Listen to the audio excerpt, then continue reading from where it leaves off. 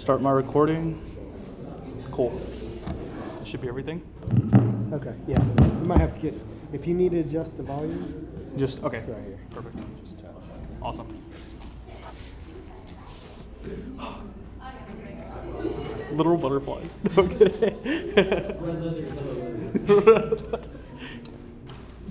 All right. Well, you can follow along if you want to. I will be posting the PowerPoint to our Discords in the Google Drive that doesn't exist. Huh? My little brother made this for me. All right, well, I'm going to go ahead and get started. Hello, everyone. This is the talk on Anki. Everyone knows me. There's no first years here, right? Okay. There might be a couple in the Zoom, but I will kind of glaze over that stuff because I don't see any first years here. You guys probably already know this by now.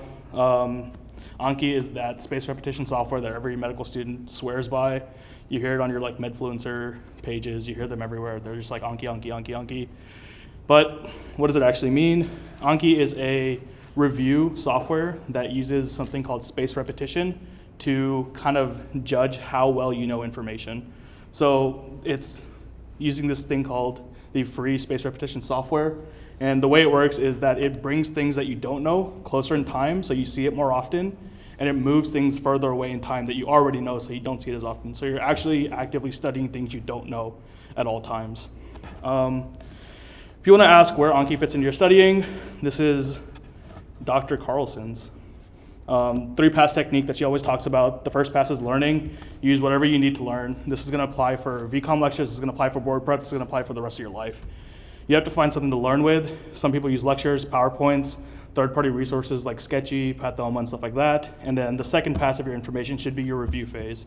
A lot of people use Anki, people use Quizlet. Some people use the Feynman method, which is like talking it out to somebody else. And if you're like able to talk it out, you understand the topic without like messing anything up. And then the testing phase is practice questions, and practice questions. You find your comm banks and you do all those practice questions. You can't do, I don't think it's possible to take an exam without doing all 3 of these.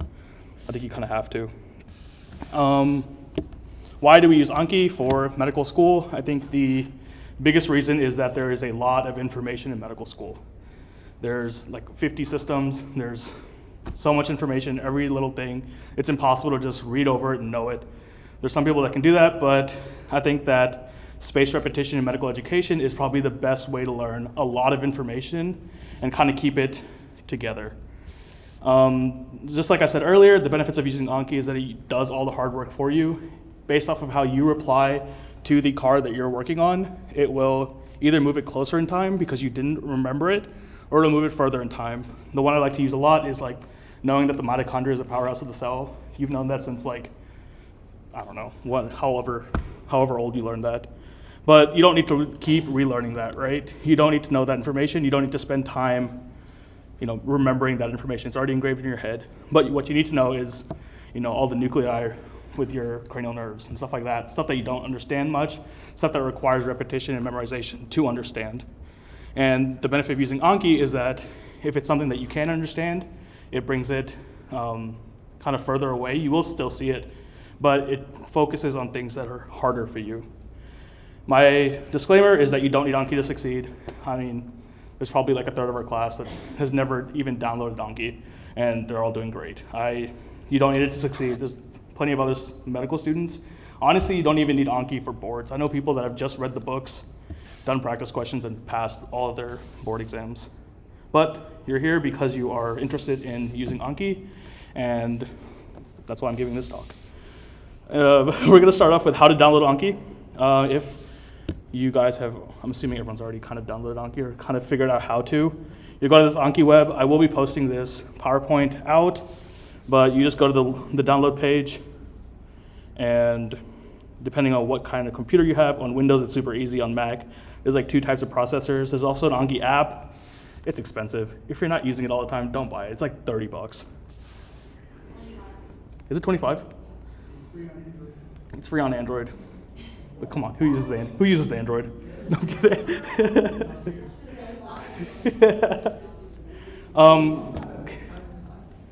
Going on to your first Anki startup, Has anyone never used Anki before? Like, has never downloaded the app? Yeah? Actually? Okay. Yes? No? Yeah?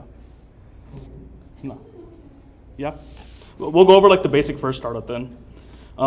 Oops. As soon as you download Anki, you'll see something like this. You won't have this step deck. I just downloaded it for visualization purposes, but this is what it'll look like. You'll have these 5 tabs at the top: Decks, Add, Browse, Stats, and Sync. This gives a basic rundown of where everything is. The biggest thing that you're going to be using is the Browse, especially for second years when it becomes more important to do your board prep and stuff like that. That Browse is going to be where you find everything. It'll be your table of contents for everything you do for the board exams. I will go into demoing those Anki Basics now. Show up? Yeah, I did. So this is what it'll look like. I have a few add-ons, so it looks a little different than what it would look like the first time you open it. But going into that browse, this is where everything that you need will be. We'll go over how to download the AnKing deck and everything like that in a couple seconds. But kind of familiarize yourself with where to find the big things of information. The big thing is going to be the browse, and the big thing is going to be decks. Let's say if you're in a deck, you click decks to get back to your main screen. If you're looking for your table of contents of cards and stuff like that, you go to your tags, and you start scrolling down and looking through all of your things. So, just a basic rundown on how to use Anki. Every card will have a front side and a back side. You know you're on the front side when you see something called a closed deletion, where it's just a fill in the blank thing. And you can click the space bar, or if you have the controller already set up, you can click whatever you have on there to flip the card. Just like you're doing a physical flashcard, there's a front side and a back side. On the physical card, you'll see these things at the bottom. You'll see again, and you'll see the lapse counter on 1 minute. Hard, 6 minute, good, 10 minutes, easy, 4 days. This will only appear the first time you do the card. As you do the card multiple times, those intervals will change based on, let's say you knew it, so it'll go further away. It'll say, like if you thought the information was good, the second time you see it, it'll say like, oh, the next time you'll see this card is in 1 day. If you didn't understand the card or if you forgot the information, it'll bring it closer to you. That way you're only learning things that you need to learn every day. So these are more, a lot of people ask, you know, when am I supposed to click what? How do I know if I felt good versus hard versus easy? It will take a couple kind of cycles of using Anki, and like the way I kind of make that metric is that if I was able to answer the question on my first pass of like reading the whatever this is, the actual card, I will just click good. If I'm able to like recall the information on the spot and just kind of know exactly what the card was saying, I'll click good. If it took me a couple seconds to kind of get where I was going, or like I had read the whole card, I had to think about it, I had to read it again, and like eventually I got it without flipping over and revealing the answer, then I'll click hard. If I didn't get it at all, or if I thought it was another card that I like messed it up, I'll click again. I will always click again if I get the card wrong. That's why.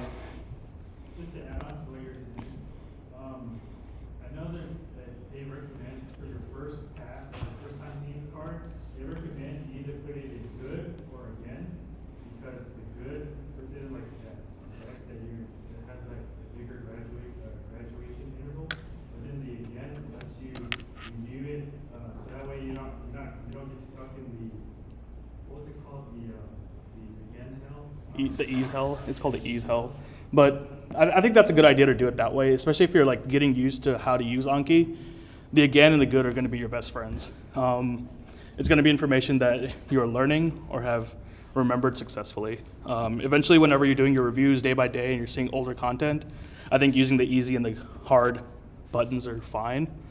Even on my first pass, I will use the easy button for things that are like very, very simple. Like if it's like, you know, what do G cells secrete, and you like knew it off the top of your head, I'm not gonna answer that because I don't remember. But you can just click easy, right? And you'll see that card in this case 4 days, and that way you're not learning like the base information that you should already know when you're approaching like your more in-depth exams, right? Now going back to the rest of the PowerPoint. Like get a lot of questions on what should I do with my Anki settings. This is what I use personally. I don't mess with any of the Anki settings except enabling FSRS. FSRS is the free space repetition software. It is the most updated version of the space repetition algorithm. The one that Anki uses in its native thing is from like the 90s. It's called SM2, and it's from at least 30 years old. So they have released new data, released new evidence-based literature that says that the FSRS is the best way to remember information long-term. So I have it enabled. If you're on the newer versions of Anki, you'll see it on yours as well. I recommend enabling it. This is something that you have to use over a long term. This is not something that I recommend using for like cramming or stuff like that. If you're only gonna use Anki for like 1 or 2 days, FSRS does a thing where it kind of front loads you on your cards. So you'll see a lot more information in the front half, but as you like remember the information or get faster, this FSRS will adapt based off of how well you're answering cards, how poorly you're answering cards on a day-by-day basis. So you can always go over here and optimize. Do I have a mouse? I don't have a mouse. You can click the optimize button right here where it says in blue, optimize. Oh, I do have a mouse. And every couple of weeks I like to optimize my deck, and it'll like kind of learn based off of how well I've been performing in the last couple of weeks. If I need to like bring information closer, if I'm having a hard time remembering lots of information, it'll kind of space it out more. If I'm having like too easy of a time and I'm pushing so many cards out, it'll start adjusting those values that way too. The new cards per day, I keep it at 9999 just because you want to be able to see all the content. I get a little anxious when I don't know exactly how much work I have to do. And I think having it set at 9999 gives me like a reasonable expectation of, oh, I need to get 600 cards done today, or I need to get like 248 cards done today. There's a lot of people that use just setting a max limit of like 50 cards a day, and they'll do those 50 cards a day, and I think that's perfectly fine as well. The only thing I'd recommend against is setting a maximum reviews per day, because if we're like what, 260 days away from taking our board exams, probably closer to 300 days away from taking our board exams, you want to be able to churn through all your information every day at the time it's due. If you set a max reviews limit for, let's say, 200 cards, and you actually have 300 cards due that day, you will miss out on 100 cards worth of information, and the space repetition algorithm will be messed up because you didn't do those cards the day they were due. Let's say you do them later, they're no longer there, and you have a higher likelihood to lose the retention on those cards. The way that Anki works at baseline is a 90% retention rate. That means for every day, if you do 100 cards, you will remember the next day 90 of those 100 cards. That number obviously varies depending on how well of a day you're having, how bad of a day you're having, how easy the information is, how hard the information is. But at baseline, if you do this over, let's say 1 year, like we're going to be doing it, you should be able to retain 90% of your cards. What's the maximum interval? So the 182 is what I have set to my maximum interval. 182 days is the longest a card can go in the future. That is half a year. And I have it set to that because I want to be able to see all the information at least twice before I take my board exam. So any card that gets pushed, the furthest it'll get pushed away is 6 months, because I want to be able to see all the easy stuff just to get a refresher to make sure I know it. Because if it's something easy and I forgot it, that's a big problem, right? So I want to be able to see it to have that 100% guarantee that before my board exam, I've at least seen every single card that I need to see for my retention rate. And then I also have this, what's up? So for the FSRS, does it still separate your hard cards to the learning deck versus the not learning deck, the memorizing deck? So like what do you mean? Like your learns versus your reviews? First see your card, and you press it again or hard, it puts it into the learning deck. Yeah. And then if you press good or the Easy. it puts it in the graduate. Yeah, so the graduation interval depends on, usually the graduation interval I think is set to 8 days. So you will see the card until 8 days before it becomes graduated, which is a card that you should know every time you see it. FSRS does do that.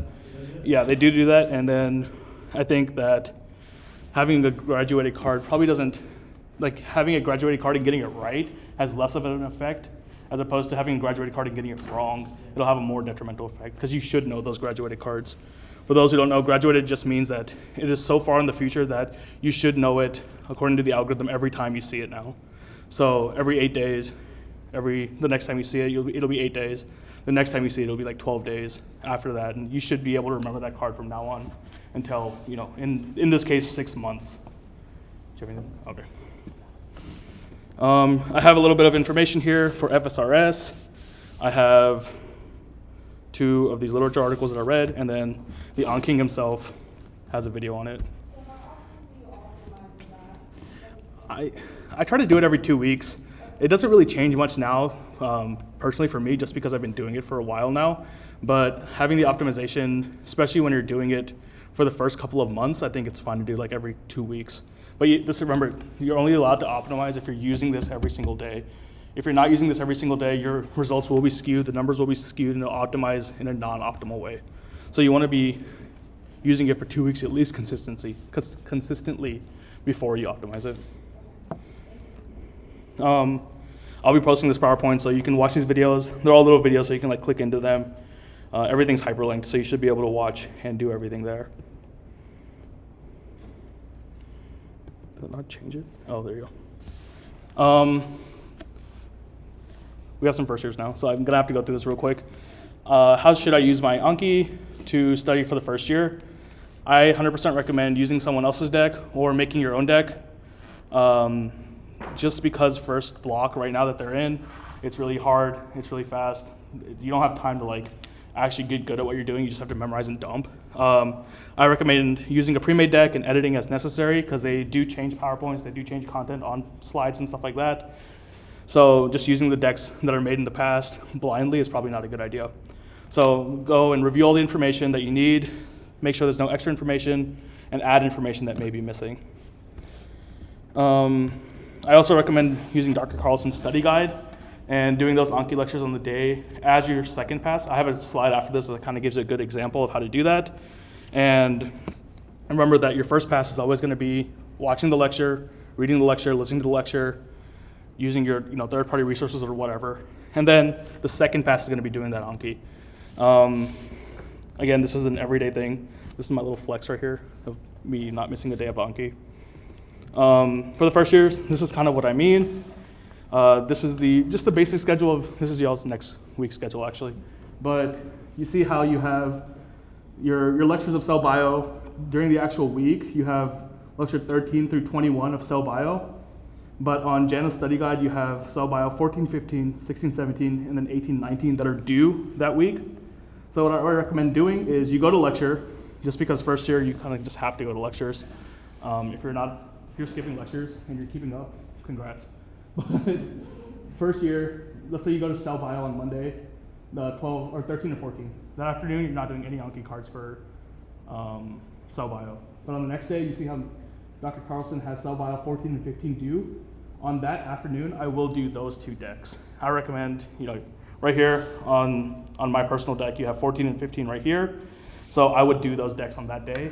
And then that's learning all the new cards. Remember that this is your review phase and this is like your second pass of the information. So I'll do those cards the day they're due. And if you notice, it's well in advance of the exam schedule. So by the time the review comes, or like whenever Jana's schedule says to be done with that deck or with those lectures, I will already have been done with those decks that are appropriate for that exam. And then you're just reviewing them every day as you go along. Let's say you did 14 and 15 on Tuesday. Whenever you start to do 16 and 17 on Wednesday as your new decks, you'll have those reviews from 14 and 15 left over. That's all the information that got graduated to the next day, or the interval is up for 1 day. And then you keep up with it. On Thursday, even though you don't have any cell bio lectures due, you continue to do your reviews. So whatever you have left over from 14, 15, 16, and 17. And then you keep going on and on. And then by the time your exam day comes around, you've already seen the information multiple times. The easy information, you've seen it less. The hard information, you've seen it multiple times. And by the time the day before review comes, you've seen all your information, you've understood all your hard information, and then you just do practice problems over and over and over and over again. And you learn based off your practice problems. If you're getting stuff wrong, why'd you get it wrong? If you're getting it right, it's because you know it. So just a little bit of first year Anki frequently asked questions. Should I incorporate board prep into block 1? No, please do not do this. This is a trap. There's a lot of information. It is 6,000 cards from block 1. You do not want to do that. You do not want to keep up with 6,000 cards. You do not have time to keep up with 6,000 cards. What if I want to use the AnKing cards to review Sketchy for the micro class? I think that's fine, but don't keep up with those cards. Again, you're not board prepping. You are pumping and dumping block 1. You're learning information, you're taking your test, and you're dropping it because you don't need it. You just don't have the physical capacity, and the block just moves too fast.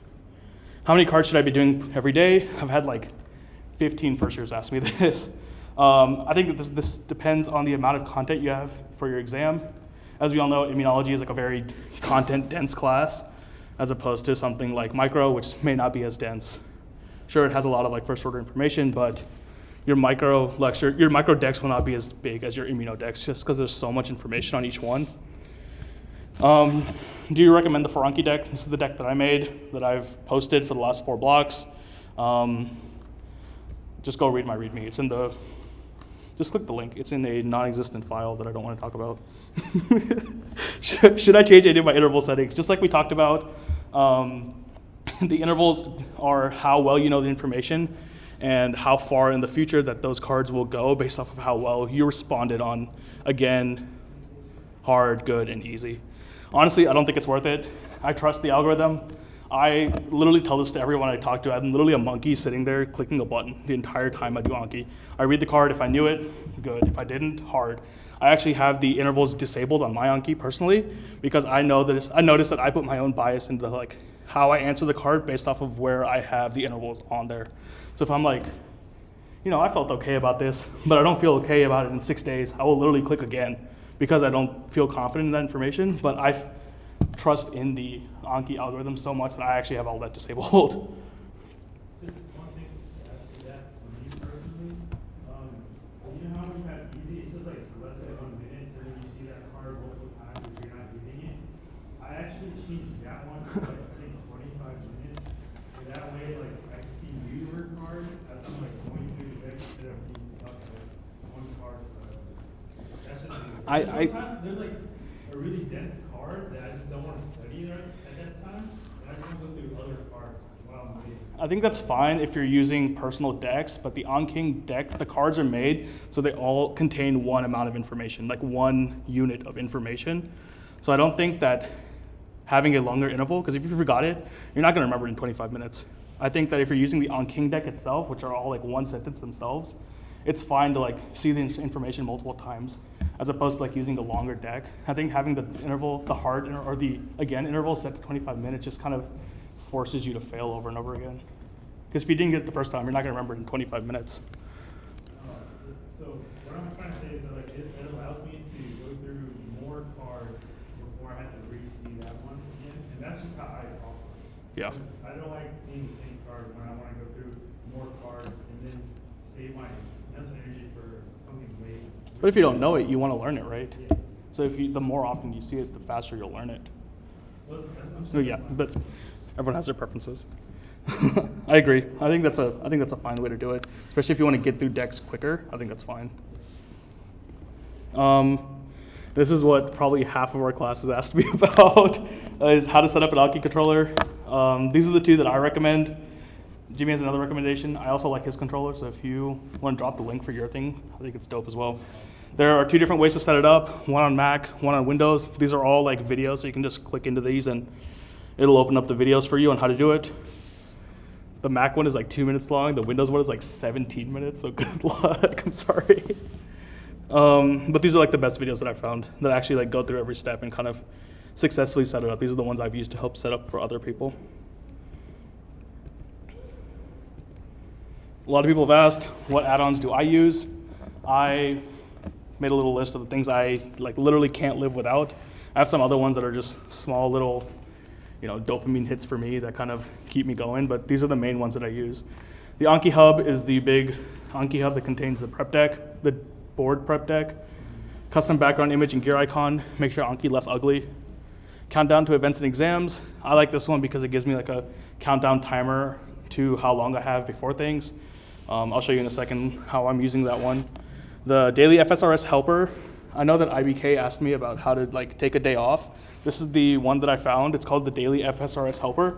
And you can actually like go to the settings of the deck you're on and you can postpone cards like 1 day if you want to take like a day off or only want to study 6 days a week.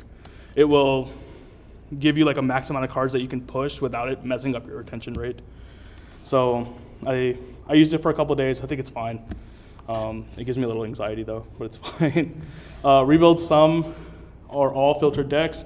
When I show you guys how to use the VCOM tags to study for VCOM exams, that one's gonna be a little important. Review heat map, that's all stats. If you're a stats person, it's kind of cool to have a visual representation of your stats. And then the king of button add-ons, it kind of makes your Anki look a little prettier. Does anyone have any questions right now? So now we're gonna go to how to use Anki to study for second year. Please buy AnkiHub. I will recommend this till the day I die, that the newest and most updated version of the deck is the best version of the deck. If you're using the free one from, what do you say? If you're using the free one from Reddit, it is way outdated. It is not as good as the new deck is because the organization is whack. The amount of cards, there's a lot of duplicates. That's whack. And I just think that $6 is probably the cheapest that you'll ever spend on any third-party resource ever, and it's all comprehensive. One thing I will say is that I will not endorse this, but remember that Anki is an offline app. So if you get a subscription, you download the apps, and you cancel your subscription, they don't delete from your Anki. Do with that information as you will. So, yeah. Please buy AnkiHub. I'm gonna go over a little bit of how to set up AnkiHub, how to get the VCOM Virginia optional tag. I've been using this for this entire block so far, and I found it super, super helpful. Joe's the one that showed it to me. Shout out, Joe. I found it to be super helpful. I think it's good enough to get an 80 on every exam. So do with that what you will. It is not comprehensive, but it is about 80% comprehensive. What's up? Another guy in Carolina who set up the first year, he's doing it as we are doing it. So it'll be a little bit more updated for first year. He's a second year, or is he a first year? He's a second year like that. So he started on 11-4, but Okay. I think it'll be more accurate. Yeah. I like the VCOM Virginia one right now for us because whoever it is, their name is Jay Basil. I don't know if that's a guy or a girl, but shout out Jay Basil. But they have tagged 25,000 out of the 31,000 AnKing cards that are relevant to our exams that are also board duplicated. So you can study for your VCOM exams while studying for boards at the same time. So you're not relearning information that you already know. Again, efficiency is the name of the game. There's so much information in med school, you have to optimize your time. So kind of showing you how to get into that. Whenever you make an AnkiHub account, y'all can see this, right? Whenever you make an AnkiHub account, you will go and subscribe to the AnKing step deck. These are the decks that I'm currently using. USMLE lab values. We won't always get reference ranges for our information. As you'll know from like the Robbins questions, sometimes they just give it to you and you have to understand your reference ranges. USMLE lab values is a deck that lets me memorize the reference ranges for everything, like what is the normal range for calcium, what is the like high calcium, low calcium, and kind of memorizing those just straight up. The AnKing step deck, this is your bread and butter. This is everything that you're gonna need ever. The Melman high yield arrows deck, I like this one because this shows you physiological changes based off of one abnormality. Just like how you have, let's say you have low vitamin D, how does it affect parathyroid hormone? How does it affect calcium? How does it affect osteoblast activity? How does it affect, everything like that? And the way the Melman high yield arrows works is it literally gives you an aberrance, and it's like, what happens to calcium? And you're like, up or down? What happens to parathyroid hormone? Up or down? What happens to, 125, whatever. And then the OMM for complex deck. This is also called the demeanor deck on Reddit. Jay Will is the new guy that's taken it over, and he has updated it. It used to be a dead deck, but now it's updated. I like the updates. We'll go through it as we go. Setting up the VCOM tag, once you actually buy your AnKing, you go to the AnKing step deck. And I think this thing is awesome. You go and click the three dots right here. You click manage optional tags. As you know, some of you guys might have friends at other schools. I'm not sure how comprehensive it is at other schools, but literally like most med schools have one. And it's kind of crazy. I have one downloaded for TrueLearn as well. It'll give me TrueLearn IDs for every TrueLearn card, but I haven't been able to use it much. And then I use the VCOM-VA. VCOM-VA is the VCOM Virginia one. You'll know you have it enabled once you see the click right here. And it'll also tell you that optional tag groups have been updated. So Now we'll go back to the Anki, and I'll show you guys how to traverse something like that. Remember that the browser is going to be your index of table of contents of all information that you need. It'll be located here under AnkiHub optional, VCOM Virginia, right here. And if you guys haven't seen this already, I think it's pretty dope, especially the first time you see this. VCOM Virginia, per block, per class, per exam, per lecture. They have the relevant cards that are relevant for every single lecture. So what I will do is I will literally go through the calendar. I'll find what lectures we have. The one stipulation is that VCOM Virginia's exams are not made up of the same lectures that we use. What's exam one for us, those 10 lectures may not be the same 10 lectures that they have for their exam one. I don't know why. I'm sure it's to like prevent cheating or something. So you look through it, let's say Clin Med GI exam 2. Like we had celiac disease, we had constipation, but we didn't have like diverticular disease, or we had some of these, but we didn't have all of them. So what I would do is I literally go here and I will select all and unsuspend those cards. And per exam, I will do those cards. I'm on a different Anki, so I don't have my thing. But then you see how they're into your step deck. So you'll literally go here and then just do those cards as they come along. So I think that's super cool, the way to do that. If you also want to make like filter decks or sub decks based off of the lecture that's going on, I think it's easier because you don't have to make your own cards. This is why I haven't uploaded a single FarAnki deck this whole block, because I've been using this and I've only been using this and it's honestly been great. If this is not how you study your Anki, I would not recommend full diving into this the first like exam. Like don't just do this for histopath and don't just like full commit to this. Kind of ease yourself into it, because remember it's only 80% comprehensive for the most part. Also look at your lectures, also do other cards that you might find. Usually they don't have all the information, but you can search through the rest of your AnKing deck to find the other information. Let's say if you're using it for histo, you can use the pathoma cards that might not be there. Let's say you're doing histo, GI, oral cavity. Like most of these are on that tag for like our first path exam, but you want to be thorough and like check through the rest of your stuff. If you're using pathoma, just unsuspend the rest of the pathoma cards. It's not extra work. It's a little bit of extra work, but it's not too much. And then you can use that for however you want to study. I 100% recommend it. Now let's pivot over to board stuff. That was all VCOM exams. Honestly, I find it a lot better to just study for both at the same time. You're doing the VCOM Virginia tags, and you're also traversing through your board prep deck as you're studying for the classes as well. So you're not wasting too much time, let's say studying for GI, Clin Med exam, and then studying for GI boards, right? You're actually kind of doing both at the same time. So now let's talk about boards. Boards is scary, boards is a lot, boards is coming up. We have less than a year before we take these boards, so we want to be able to kind of get the information now, get it fast, and get it set up, because you don't have a lot of time to learn, you just have to start doing things. Reminder, please buy AnkiHub. It's the best version of the deck. I recommend it. Even if you don't want to keep the subscription, buy it, download it, just unsubscribe. It's not a big deal. It's $6.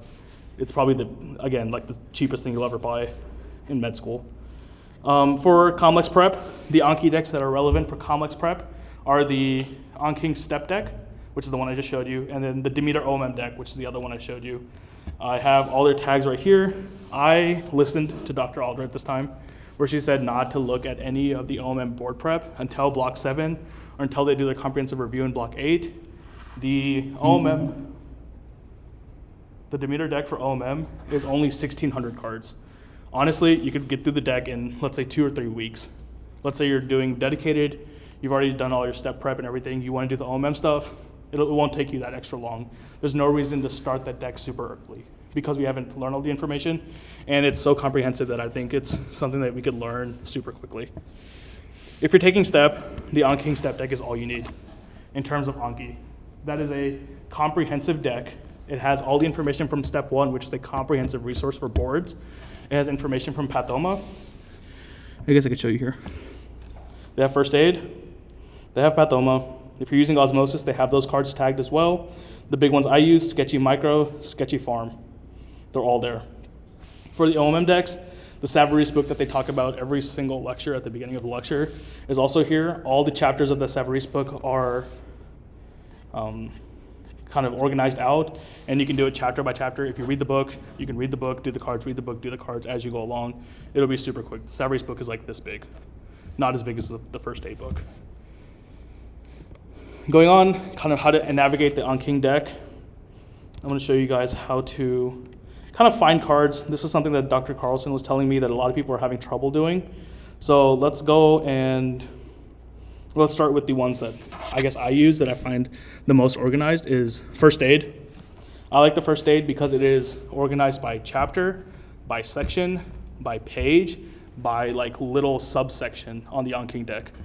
So let's say we're doing GI, you go to first aid, GI in the book is chapter 9. On here it's also chapter 9.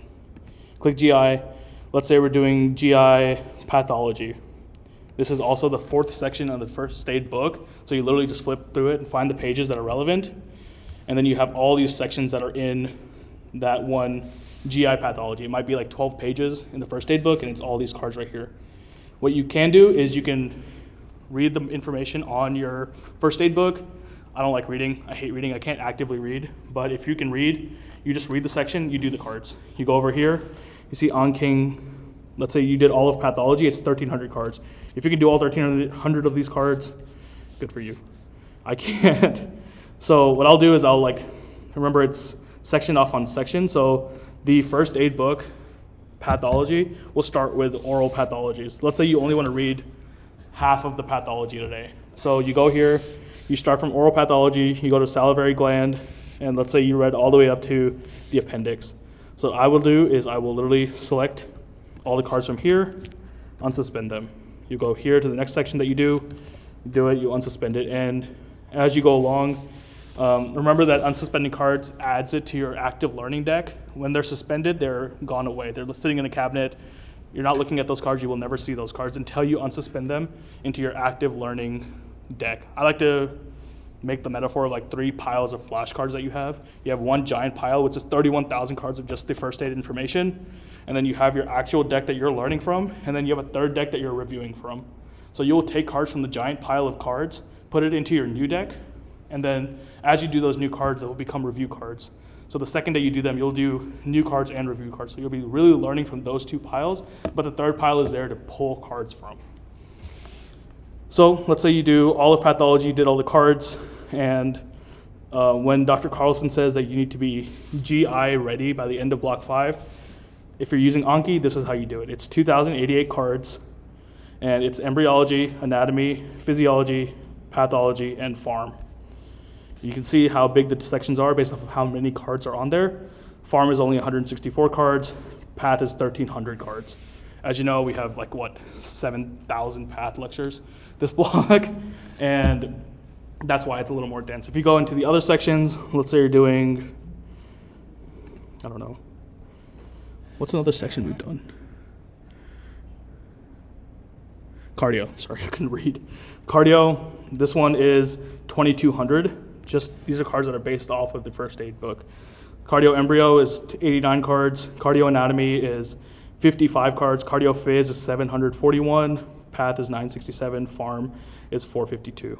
So if you wanted to get cardio ready for boards and you're using your first aid as your resource, you have 2,240 cards to do to be board ready if you were using Anki as your primary resource. I haven't tried the first aid deck, but have you tried the boards and beyond deck? Do you know how they compare? So everything is cross-tagged in here. Everything that's on boards and beyond that is also on first aid will only be 1 card. So the way I like to do this is I like to go to pathology of cardiovascular, right? So if I select all these cards and then I get out of first aid and I go to boards and beyond and I do the cardio section on here, you can see that, oh, I unclicked it, crap. Say it again? No, I didn't.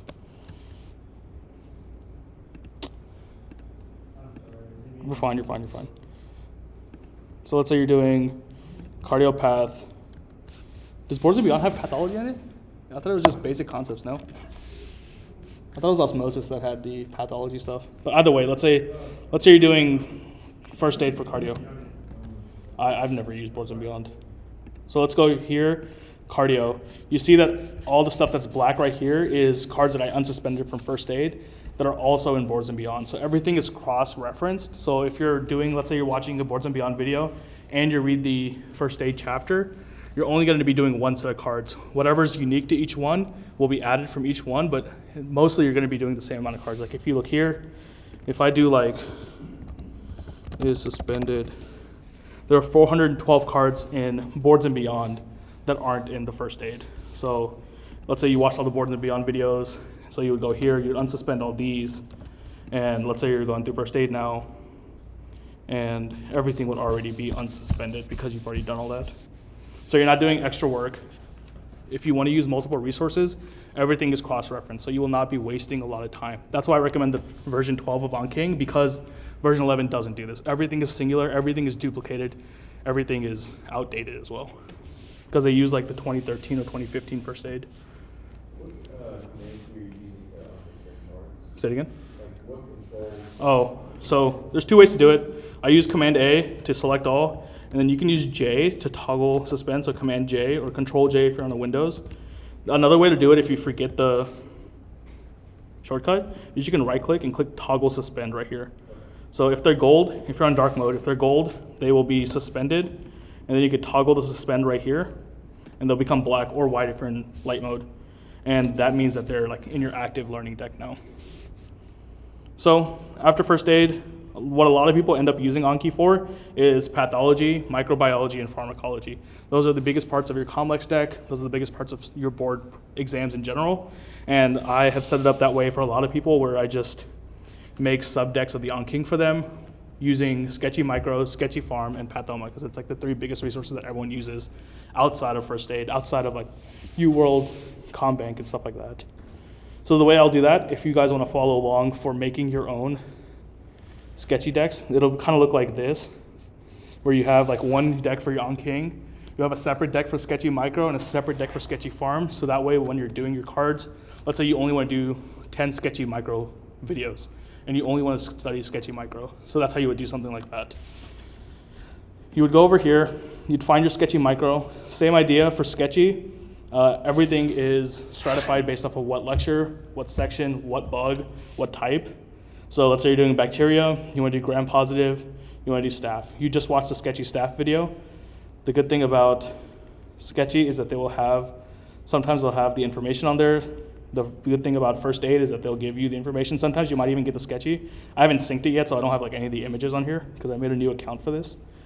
But you'll mostly see the images and stuff like that. Let's say you're doing Sketchy Micro.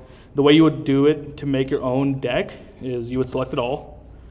And because AnKing is organized by the tags, it doesn't matter what deck your cards are in, the organization will be exactly the same. It just depends on how you will be using the decks to study. So you go over here, you right click, you can click change deck. Right here, since I don't have any decks, I will add one and call it Sketchy Microbiology. So now that you see that I have 3,375 cards that were updated, here now I have my own Sketchy Microbiology deck. I like to keep it as a subdeck of, you don't need this deck anymore. I like to keep it as a subdeck of the AnKing, just because if you're like, oh, I only want to do like 500 new cards a day, but I'm only going to study Sketchy, it'll count towards your 500 new cards per day. So I think it's a little better. It will have its own settings, so you'll have to go into your settings and kind of fix that. Same idea where you just like set this to 9s, set this to 9s, and then you might have to enable FSRS on your deck. Then you can just click save and it'll have your things updated. So the way you would use this for studying for boards, you go to browse. Let's say you watch Staph aureus that day. You go to Staph aureus, you select all, you unsuspend. Now you go to your main Anki deck again, and you have 95 cards. Sketchy Staph aureus is like 56 cards, so I already had some things unsuspended from when I was showing you earlier. But then you would go here, you would do all your Staph aureus cards, right? You go and you do them. Let's say you finish all those up, and you want to watch another Sketchy. You go to your next Sketchy. Let's say you're just following it all in order. You're doing bacteria, then fungi, then viruses, then parasites. So you start with the second one. You go, you watch the Sketchy, you unsuspend. Remember that Sketchy cards will have the amount of information based off of how dense the Sketchy is. Staph aureus one is pretty dense, it's 56 cards. Staph epidermidis and Staph staphylococcus is not as dense, it's only 28 cards. So the way a lot of people use the Sketchies to board prep is they'll use it based off of how much time each sketchy is, and they'll optimize it that way, where they're like, I'll only watch 40 minutes of sketchy a day, so they'll watch like 3 or 4 bugs depending on how long it takes, and then they'll do those cards. So a lot of people end up using it for, like, based off of the time. If you want to do it that way, you can. If you want to do it by just, there's 38 bugs, I want to watch 4 bugs a day and just do it that way, that's also fine. And then you just keep going that way, keep going until you get to fungi. Then you do the same thing for fungi. There's not as many. Then you go to viruses, parasites. And all of these will be unsuspended in your main deck. And then after you do all those main decks, you're done with micro. There are 3,300 cards that are microbiology. So being micro ready for boards using Anki means going through all 3,300 of those cards. They don't have to be graduated. You would like them to be graduated because that means you would know the information. But ideally, you want to be done with those cards. They want to be in your learned or your review pile. You'd already want them. You don't want them as new cards. Same thing, you'll go with sketchy pharmacology. If you're using sketchy farm, I recommend it just because it's all already organized. I know a lot of people that want to use like YouTube videos and stuff like that, other resources. I think it's fine as well, but you just won't have the organization that you have with sketchy farm if you're going to use Anki. Same idea, you go to sketchy farm. The first chapter is general pharmacology. Second chapter is autonomic drugs, parasympathetic drugs, and it has all these right here. Same idea, you watch a sketchy, you do the cards. If you want to make your own sketchy farm deck, same idea, you go to the big thing that says sketchy farm right here. You select all, and sketchy farm is 4,600 cards. And remember, this is going to be for everything. This is not just going to be for the first 5 blocks. This is sketchy farm for all of medicine, right? We haven't done all the cards yet, so if you just want to be up to date with sketchy farm through block 5, then you would just go and watch the specific ones that you want. So let's say you did the cardio and renal ones, you did the GI and endocrine ones, and you just did like the GI bugs or the GI drugs, I meant. And then you just do it that way. But again, if you want to make the sketchy farm deck, Command A, change deck.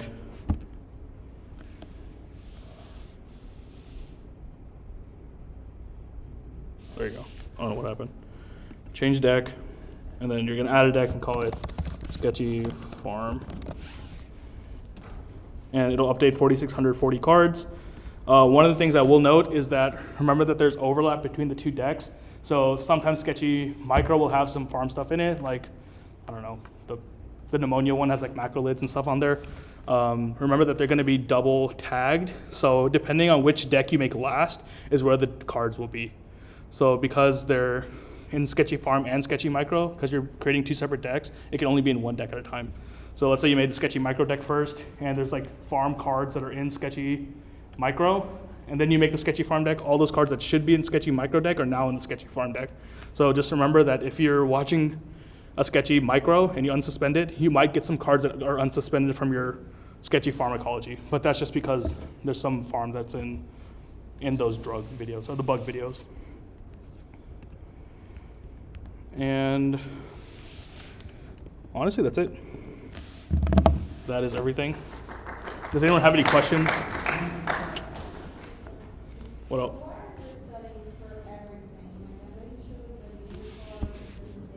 Yeah, let me just, I got it. I'll just switch over to my other one.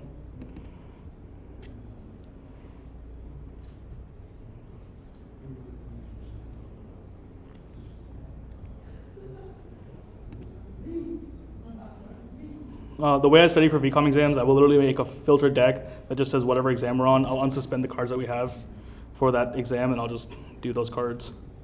But if you're looking at all my sketchy or all my Anki options, it's this. The only ones I've changed, again, I just screenshotted them. So 9999, 9999.